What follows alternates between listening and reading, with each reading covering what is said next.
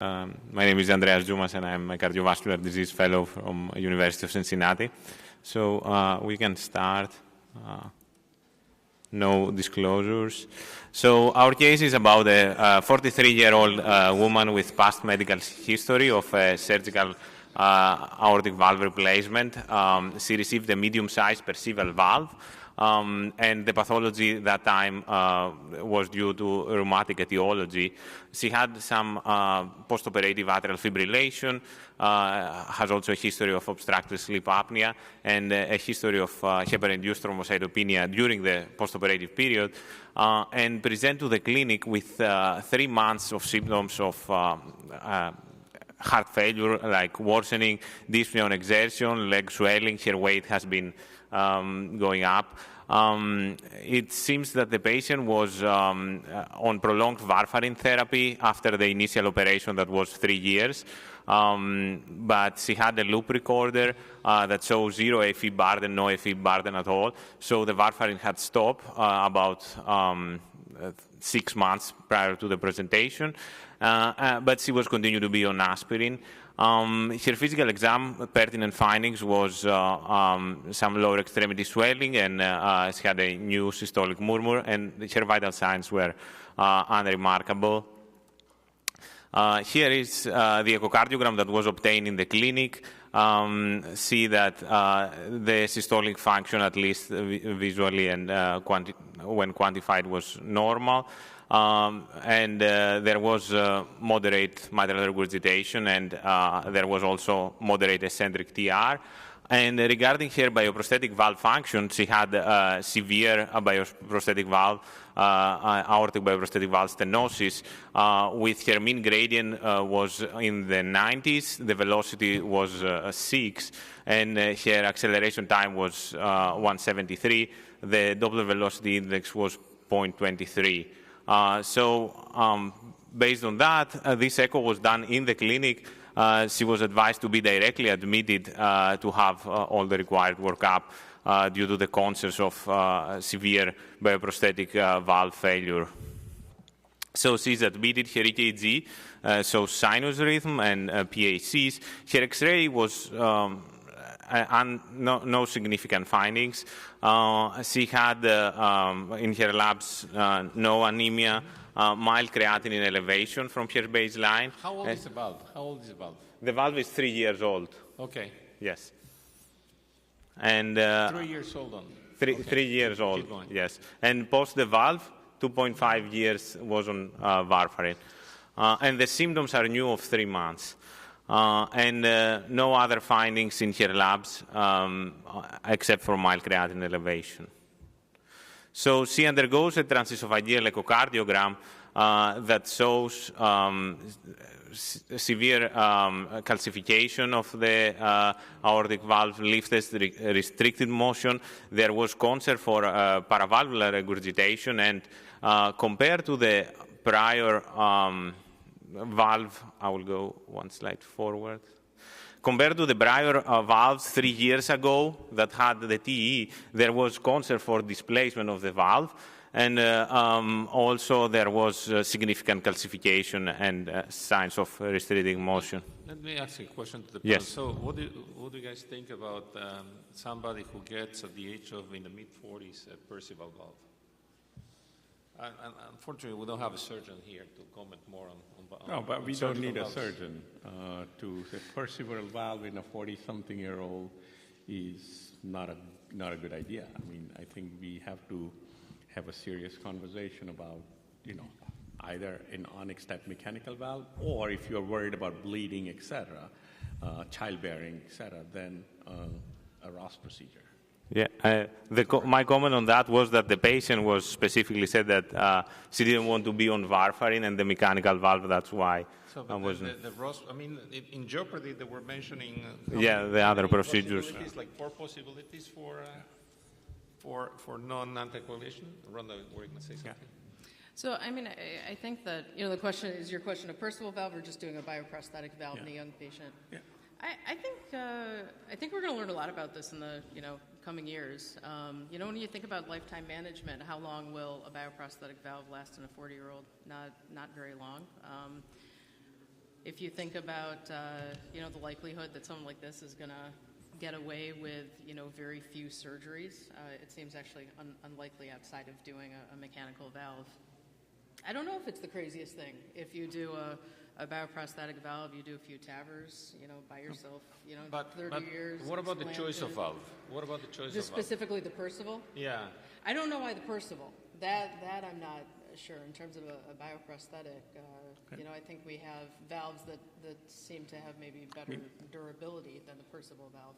So I'm not sure specifically about that valve choice, within the bioprosthetics, yeah. Anyway, keep going. This is the diagnosis of early perceval valve failure, and the differential diagnosis at that time was primary structural valve degeneration, and the other differential would be non-structural valve dysfunction that could contribute, especially in this case, malposition. And then there was also the possibility of endocarditis and prosthetic valve thrombosis. That was that time the thought process. Endocarditis was unlikely, that cultures were negative and nothing was seen, a vegetation in the TE. And also the prosthetic valve thrombosis, there was no visible thrombus in the TE picture. So most of that time was that it was an early structural valve dysfunction, and maybe a contribution from the concert for malposition. There was the discussion for management option for this patient, like what should we do? Is there a redo surgical aortic valve or valve-in-valve procedure? And So Rhonda, what do you think? I mean, you were saying that it was not that crazy to do a TAVR or do that type of valve, or? Yeah, I mean, I think that again, lifetime management. If you're able to potentially delay the next surgery by doing a few TAVRs, it may not potentially be unreasonable. The problem here is woman, young, and small annulus. So if you're not this is a very small annulus. Doing a TAVR inside of a small annulus, you may or may not do well. I guess I'd be interested to see, is the small annulus one of the reasons that this valve actually started? Which is why had early degeneration. Yesterday we were having discussions that nowadays, at least in my mindset, when I'm evaluating such patients, generally there's minimum tolerance in my mindset for a 21 or a 19 or a 21 millimeter valve. If you are facing with that contingency, just enlarge the annulus. Yeah, but the surgeons preach that it's kind of a crime not to do an aortic root enlargement, and this is what's going on in practice, in general practice and around the country. The surgeons don't do the aortic root enlargement. So that's why high volume experience center matters. Okay. So eventually the decision was, and considering also with the patient, and valve-in-valve TAVR was not an option because of the annulus, and there was high risk of embolization. So eventually a reduced surgical approach was pursued, and with the possibility and with the fact that the patient was so young, and there was a possible of another reoperation, a mechanical aortic valve was chosen. So the procedure that eventually received was a mechanical Medtronic aortic valve, and she did actually have an aortic root enlargement, because during the operative room it was found that the annulus was really tight, and the Nunez technique was utilized in order to perform the aortic root enlargement, and with an addition of a vascular graft. And post-operatively, she had a cardiac arrest. She had acute right ventricle failure. She underwent a coronary angiogram right after the procedure, and it was showing patterned coronary arteries. She needed to support with central cannulation ECMO to support her RV post-operatively. And then she had a prolonged admission with RV support weaning. She required an RV-assisted device with a bridge to recovery. Intraoperatively, cultures were sent that confirmed that there was no inflammation or evidence of endocarditis.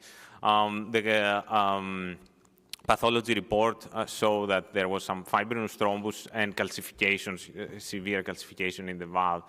And through the RV failure weaning strategies, he was started on optimized medical therapy and warfarin. And in the 2 years follow-ups, he has not been admitted again for heart failure. And her most recent TTE was showing a gradient of 20 millimeter mercury and a velocity of 3.1 in the valve and hyperdynamic LV function.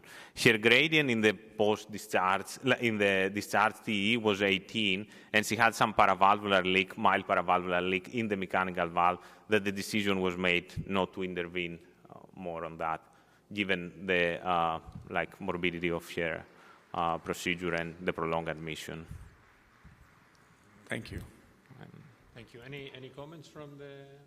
Yeah, just a few comments. One, from the beginning, I would have, certainly favored a mechanical valve. A 40-year-old woman, I think this is one of those opportunities for a one-and-done surgery, especially at that age, because this is somewhat of an inevitable track of multiple procedures. And as you know, there was just some recent data published on actually a mortality benefit of mechanical versus biological valve. The second small comment is, I wonder what you said the etiology was rheumatic, but yet the mitral valve looked unremarkable. That's very uncommon, so I wonder if that was what they actually... Excuse me, what was the question? The mitral and the rheumatic etiology. Very, very uncommon to see the mitral valve will go... isolated aortic valve, severe rheumatic stenosis without mitral valve involvement.